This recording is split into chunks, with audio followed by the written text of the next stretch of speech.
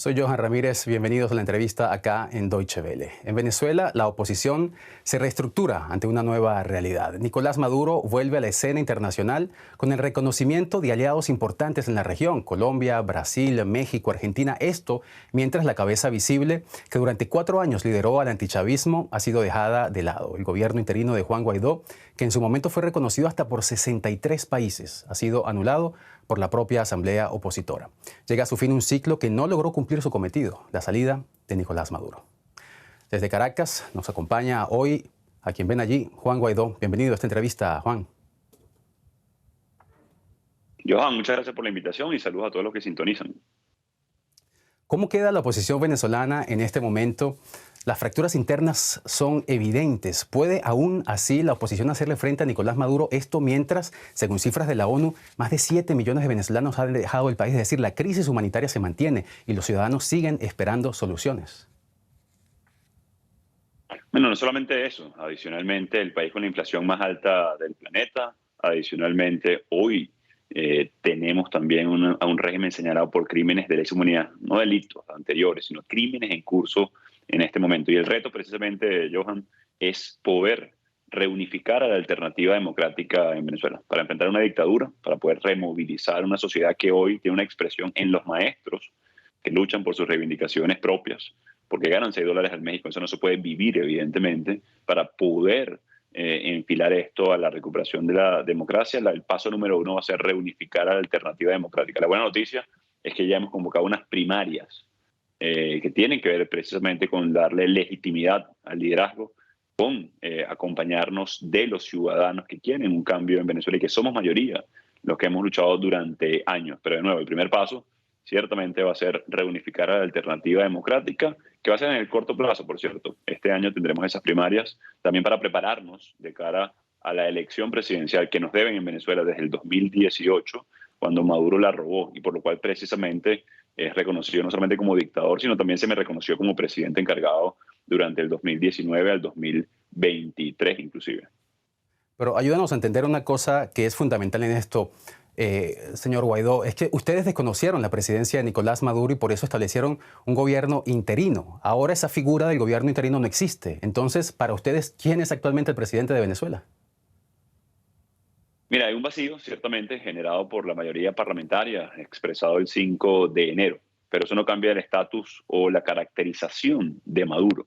Maduro sigue siendo un dictador. Hay un parlamento electo en el 2015 que representa hoy a lo que queda de República en Venezuela. Y lo digo con esta crudeza precisamente porque Maduro, quien está señalado por crímenes de lesa humanidad y robó una elección en 2018 que dio paso precisamente al reconocimiento, a mi reconocimiento como presidente encargado, no cambia su estatus por una decisión del Parlamento venezolano. Pero de nuevo, representa un reto inmediato para nosotros reunificarnos a través de esa primaria que ya está en el horizonte.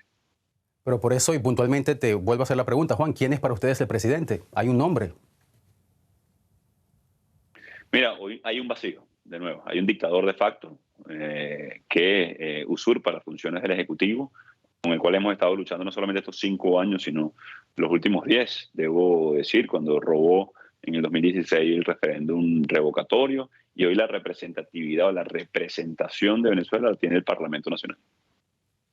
Ahora bien, hay algo, Juan, que creo que independientemente de la lectura política que le puedas dar a esto, es que tras 4 años del gobierno interino que estuviste liderando, los objetivos que se planteó ese gobierno interino no fueron conseguidos. La oposición necesitaba entonces replantearse la estrategia. Es decir, si ese gobierno paralelo no tenía ninguna influencia en la toma de decisiones del país, si ese gobierno paralelo no podía ofrecerle soluciones a los venezolanos, tal parecía entonces que no tenía sentido mantener esa figura. Es un falso dilema, Johan, porque la protesta, el acuerdo, la posibilidad de una negociación en México, las elecciones libres que nos deben, la presidencia encargada, las sanciones, son herramientas para hacer frente a dictaduras. No estamos ante un mal gobierno en Venezuela, estamos ante una dictadura que viola sistemáticamente derechos humanos. Son herramientas de resistencia en este momento, pero también de orientar a una solución.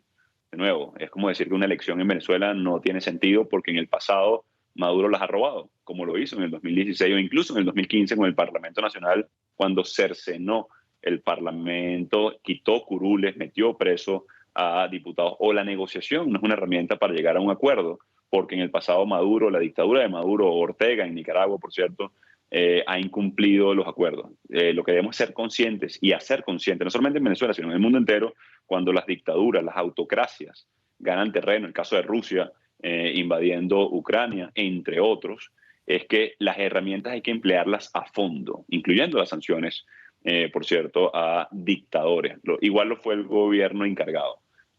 No hemos logrado hoy salir de Maduro, recuperar la democracia en Venezuela, pero no por eso la democracia deja de ser una herramienta, no por eso la movilización, la protesta de calle cívica, ciudadana, reivindicativa, como el caso de los maestros hoy en Venezuela, que se movilizan en 60 ciudades en este momento mientras conversamos, no es una herramienta. Así que lo que hay que ser consciente es que, de nuevo, esto no es un mal gobierno, es una dictadura, y estas son herramientas de resistencia, que necesitamos el apoyo del mundo libre, que debemos lograr un acuerdo en México, que está en curso un proceso de negociación para tener una elección libre y que sean los venezolanos los que deciden el futuro y lograr esa anhelada transición en Venezuela, frenar el flujo migratorio, 7.5 millones de venezolanos en el exilio y, de nuevo, rescatar cosas tan sencillas como los servicios básicos.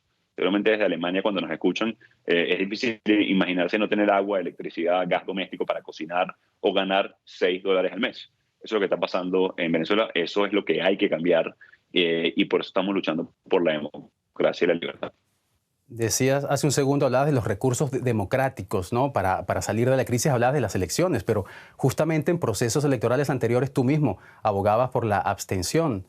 ¿Por qué hay ese cambio de discurso? ¿Qué hace pensar que ahora sí hay garantías para que se realicen elecciones transparentes y libres? Y mucha gente se pregunta, ¿cómo se prepara la oposición para ir a unas elecciones con una dictadura? En Venezuela siempre hemos luchado por condiciones para que el voto decida, elija. Muy distinto a la abstención. Incluso no participar en un proceso electoral estando en dictadura es no cooperar con la dictadura. Uno, de herramientas que se tienen no violencia para defender la Constitución y la democracia. Tuvo ese efecto en el 2018, por ejemplo. Se desconoció a Nicolás Maduro. Utilizamos una estrategia distinta en el 2015, cuando pudimos ejercer y demostrar la mayoría electoral en Venezuela, ganando 2/3 partes del Parlamento Nacional. Lamentablemente, la dictadura de Maduro arrebató ese espacio, quitándole competencias, quitándole el sueldo a los diputados, metiendo preso a parlamentarios. Para nosotros una elección hoy no es simplemente saber quién tiene más votos, porque estamos en dictadura, es poder movilizar, removilizar una vez más a toda la sociedad venezolana. Y digo una vez más porque en los últimos 15, 17 años hemos estado constantemente resistiendo en las calles de Venezuela, luchando por la libertad de expresión, por el derecho al voto, por el derecho a la vida, incluso por frenar las torturas en Venezuela, por los derechos humanos. Entonces, para nosotros, una elección es la posibilidad de ejercer nuestros derechos. Una forma de hacerlo activamente es luchando por condiciones. Entonces, eso es lo que estamos haciendo en este momento y convertir esa elección presidencial que nos deben en una solución política al conflicto en Venezuela. Precisamente tú hablabas de esa movilización popular que se logró, que ustedes lograron en el pasado y que fue algo honestamente muy impresionante. Es decir, cientos de miles de personas en las calles, cosas que no se veía desde las campañas de Enrique Capriles Radonsky contra Hugo Chávez en el 2012 y contra Maduro en el 2014. Esas movilizaciones las lograron ustedes, también un reconocimiento internacional sin precedentes. Sin embargo, los objetivos no se cumplieron y lo que vemos ahora es una oposición dividida y un gobierno interino que ha sido anulado. ¿Cómo se llega a este extremo de la situación? Mira, porque Maduro decidió asesinar, cooptar incluso a la parte de la Alternativa Democrática con financiamiento de dinero sucio. El caso más evidente, el de Alex Saab, por ejemplo, que utilizaron dinero de la corrupción para sobornar o cooptar diputados o políticos vía económica. Pero la principal razón es que Maduro es un dictador. Maduro ha perseguido, ha torturado, ha asesinado para mantener el poder. El pilar que sostiene a Nicolás Maduro no es el apoyo popular, no es de ninguna manera la Constitución, es la Fuerza Armada. Es el aparato represivo de la dictadura lo que mantiene. Cuando hemos logrado momentos estelares de la oposición venezolana, acto seguido meten presos dirigentes, los mandan al exilio, cortan vías de comunicación en el caso de Venezuela, y nos toca, como tú acabas de decir, bueno, no solamente reinventarnos, sino reacomodarnos para resistir a la persecución y poder plantear soluciones y alternativas, incluso en un ambiente de muchísimo riesgo como el de Venezuela. Pero culpas a Nicolás Maduro de todo digamos, la situación en la que se encuentra actualmente la oposición, pero ¿alguien hace mea culpa en la oposición venezolana, Juan Guaidó? Mira, una cosa es restarle, digamos, responsabilidad a la dictadura, relativizando lo que implica enfrentar a un régimen como este. Y otra cosa es reconocer errores materiales o errores que se pueden cometer en el camino. Por supuesto que se han cometido errores en la alternativa democrática, pero no es por eso que Maduro sigue ahí. No es por eso, porque ganamos el Parlamento Nacional con 2/3 partes, porque nos correspondía un referéndum revocatorio en el 2016, porque somos mayoría electoral y movilizada en las calles. En el 2018 Maduro decidió robar una elección inhabilitando e ilegalizando a todos los partidos políticos de alternativa democrática. Eso no es imputable a la oposición venezolana. Si es imputable, bueno, la decisión del 5 de enero de haber a la figura de la presidencia encargada. Si es imputable, obviamente, las decisiones en el corto plazo de realizar una primaria o de tener un acuerdo político y de país para atender la emergencia humanitaria compleja. Pero no podemos caer en la tentación de banalizar el mal, como decía Hannah Arendt en su momento. Enfrentamos, insisto, a una dictadura, nos corresponde reacomodar rápidamente la alternativa democrática en Venezuela y poder plantearles soluciones alternativas a los venezolanos que lo quieren, lo necesitan y lo anhelan. Esa es la buena noticia, insisto. Seguimos siendo mayoría de los que queremos cambio y nuestra lucha es por expresar democráticamente, pacíficamente, esa mayoría. ¿Y qué reconoce Juan Guaidó como su responsabilidad en el fracaso, digamos, de este gobierno interino, que no se lograra la salida de Nicolás Maduro?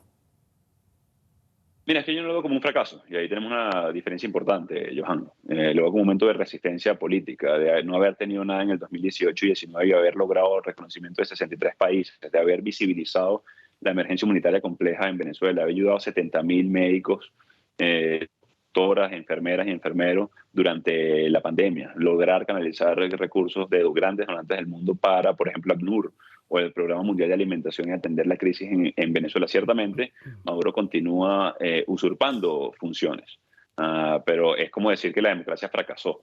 La democracia no fracasó. La democracia es por la que tenemos que luchar. La herramienta de lucha que utilizamos, en este caso, presidencia encargada, no ha sido suficiente al momento. Al igual que las elecciones, al igual que la protesta, al igual que la posibilidad de un acuerdo, al igual que las sanciones que le están poniendo en este momento a Putin o a Daniel Ortega. Eso no quiere decir que las sanciones fracasaron. Eso quiere decir que son una herramienta más para lograr la democracia en un país como Venezuela, como Nicaragua o ojalá la paz en este momento en Ucrania. Entonces, de nuevo, verlo desde esa perspectiva es restarle responsabilidad a una dictadura que se dedicaba a asesinar y que en este momento mantiene a Venezuela, y doy 4 indicadores puntuales, lo pueden revisar en el Internet. 1, el país más corrupto de América Latina y el 4 más corrupto del planeta, producto del saqueo de Maduro. El país más autoritario de América Latina y el 5.º del planeta entero. Adicionalmente, la inflación más alta del planeta, la crisis migratoria más alta del mundo. Eso es responsabilidad directa de la dictadura de Maduro. A eso enfrentamos, a eso resistimos y a eso debemos sobreponernos. No hay un mea culpa, por lo que me dices, por lo que escuchamos, no hay un mea culpa de parte de Juan Guaidó. Por lo menos es lo que entiendo que me dices, pero No, lo cierto... es distinto una actitud. No, Johan, a ver, y es importante lo que dice, porque una cosa es un mea culpa o la actitud reflexiva de corregir y mejorar las herramientas en las que tenemos, y otra cosa es restar responsabilidad a quien la tiene. No, nuestra responsabilidad es de dirigir, nuestra responsabilidad es de proponer, nuestra responsabilidad es usar las herramientas que tenemos para buscar alternativas, y lo vamos a hacer, las vamos a mejorar.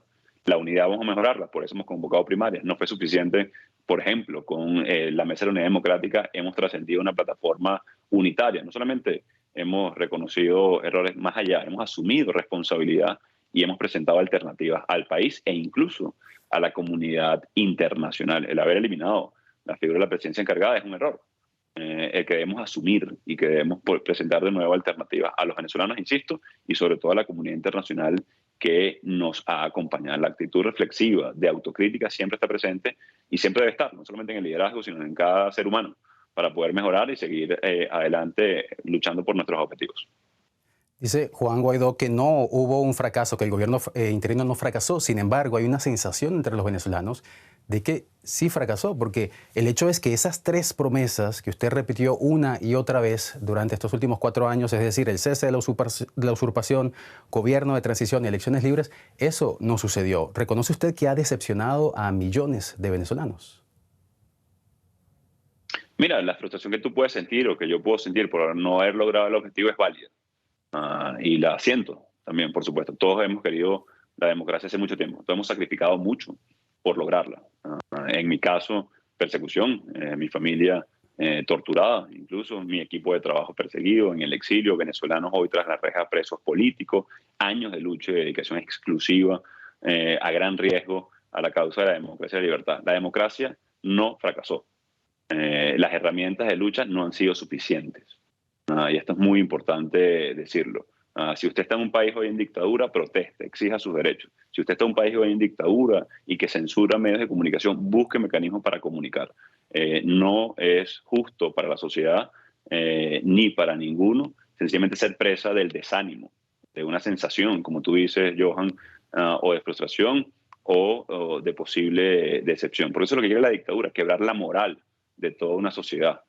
Quebrar la moral y el espíritu de lucha de los que somos mayoría y seguimos luchando por una causa que es justa. Decir que las protestas, la elección, la presidencia encargada, las sanciones, fracasaron es decir que fracasó la democracia, como por cierto ha perdido terreno en el siglo XXI.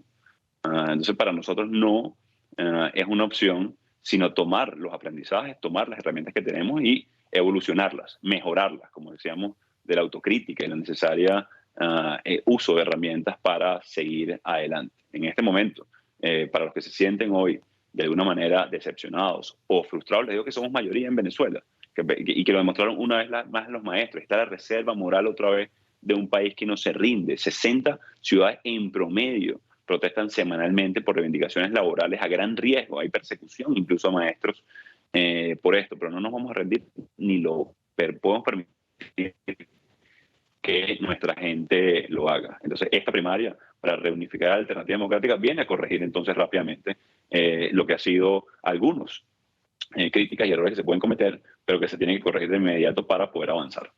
Sí, hablemos ahora de un tema también que es muy importante y son los activos que controlaba el gobierno interino. Para muchos, esos activos definen el comienzo del fin de su administración. Juan Guaidó, dadas las denuncias de corrupción que comenzaron a multiplicarse. Julio Borges, uno de sus aliados más cercanos al comienzo de todo este proceso, que además fue incluso su canciller al principio, decía que en el gobierno interino de Juan Guaidó hubo tanta corrupción como en el gobierno de Nicolás Maduro. Y le pregunto, primero, ¿es eso cierto? Y segundo, ahora que la figura del gobierno interino no existe, ¿quién controla esos activos en el extranjero? Mira, lo primero me remito a lo que han dicho los actores que nos acompañaron en este proceso. Recientemente, por cierto, el vicepresidente de los Estados Unidos durante la administración de Trump, Mike Pence, o Elliot Abrams, que fue enviado especial, o por ejemplo Mauricio Claver Carone, quien era del National Security Council de la Casa Blanca, y hablaban de la transparencia, de la honestidad, no solamente de Juan Guaidó, sino de mi entorno. Yo creo que eso es lo primero. Un premio anticorrupción que recibió, por ejemplo, nuestro enviado, por cierto, Carlos Paparoni, para la lucha contra la corrupción, destacado a nivel mundial. Gracias a eso, figuras como Alex Saab fueron detenidas. La percepción de un dirigente de la oposición, bueno, es su opinión, que además, por cierto, todas las decisiones que se tomó el gobierno interino fueron por unanimidad del Parlamento Nacional.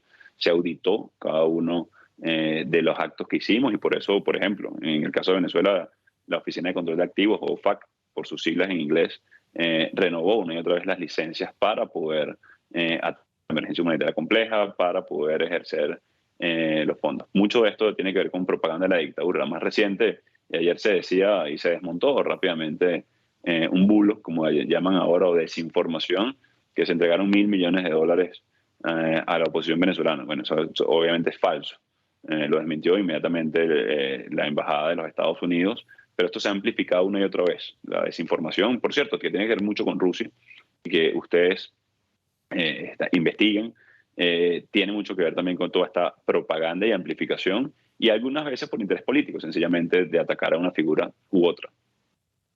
Ha mencionado usted varias veces durante esta entrevista las elecciones del año 2024 y las primarias que tendrán lugar normalmente este año, las primarias de la oposición. ¿Se va a presentar usted a esas primarias? Mira, yo creo que el candidato que hoy derrota a la dictadura es la Unión, sin duda alguna. Cuando tú le preguntas a un venezolano hoy si podemos en unidad derrotar a la dictadura, te dicen de inmediato sí. Pero hay un racional aquí. Únanse. Y tú lo comentabas al principio del programa. Hay una dispersión, por llamarlo de la mejor manera posible, en la alternativa democrática en Venezuela. Entonces, el primer reto es lograr esa primaria para unificar a los venezolanos. No solamente es un contexto de conteo de votos.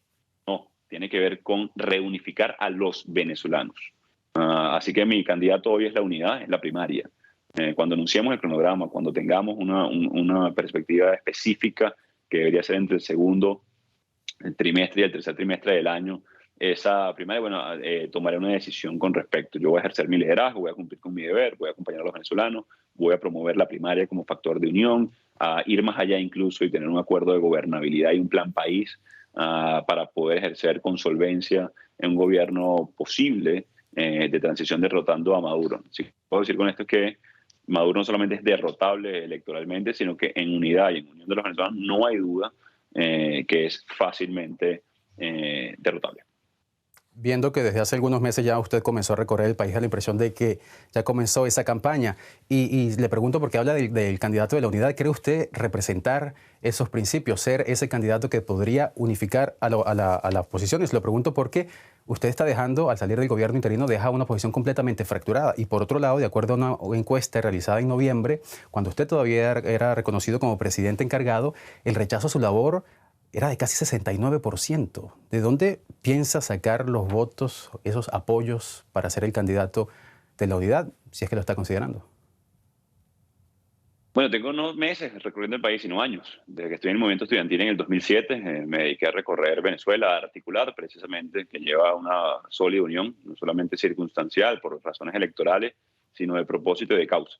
Creo que la unidad, la unión, porque creo que hay que trascender incluso la unidad político-partidista como la hemos conocido en Venezuela en el pasado. Creo que tenemos que trascender la unión de todos los factores en Venezuela.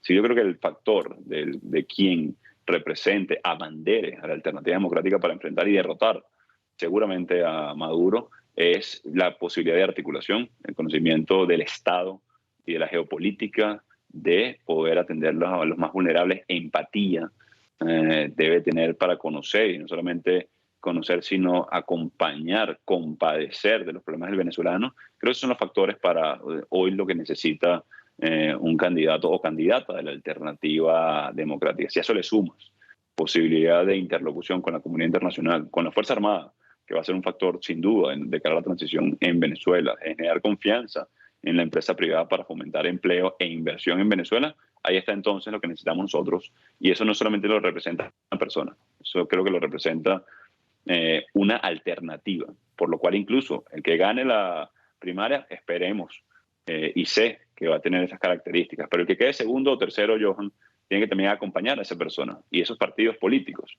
Entonces, ahí está la clave de cara al futuro. Y con respecto a estudios de opinión, bueno, hay que diferenciar los que son propaganda a los que hoy reflejan el sentir del venezolano. Y creo que el mejor va a ser la primaria. Sí, era la encuesta Omnibus de Data Analysis que publicaban en noviembre del año pasado. Brevemente, Juan Guaidó, y con esto ya le pido, vayamos terminando muy brevemente, las negociaciones en México entre representantes de Nicolás Maduro y la oposición venezolana. ¿Tienen futuro esas conversaciones? ¿Pueden los venezolanos esperar soluciones de allí? Una herramienta más, como hablábamos de las sanciones, como hablábamos de la presidencia encargada, como hablamos de la protesta, como hablamos de la organización. Creo que la posibilidad de un acuerdo en México, y hablo de la posibilidad de un acuerdo porque la negociación es una herramienta. Hemos visto en el pasado cómo la dictadura se ha burlado de procesos de negociación o los utiliza para distender lo que ha sido la presión internacional e incluso interna en Venezuela. Nosotros esperamos un acuerdo para mejorar las condiciones de cara a una elección que nos deben. Siempre lo hago en esta referencia porque por eso Maduro está señalado hoy como un dictador. Así que la herramienta negociación, que esperemos termine un acuerdo en México, la alternativa democrática está a absoluta disposición de lograr un acuerdo. Hoy depende nuevamente de la dictadura. Ellos quieren que les levanten las sanciones, ellos quieren revisar sus juicios a nivel internacional y que lo hagan, siempre y cuando haya avances concretos en la redemocratización de Venezuela. Nuestra esperanza puesta no en una dictadura, obviamente, ni en la fe o buena fe de una dictadura para regresar a la mesa, sino la posibilidad que tenemos de presionar las sanciones como un mecanismo de incentivo correcto, digamos, a lograr el acuerdo. Así que nosotros en toda la disposición posible de negociar y de lograr ese acuerdo que nos lleve a una solución y que también nos lleve a buscar justicia en Venezuela y con la comunidad internacional. Muchas gracias, señor Juan Guaidó, desde Caracas, por esta entrevista. Gracias por su tiempo y deseando todo lo mejor para Venezuela y los venezolanos. Gracias, Johan. Saludos a todos los que se sintonizaron.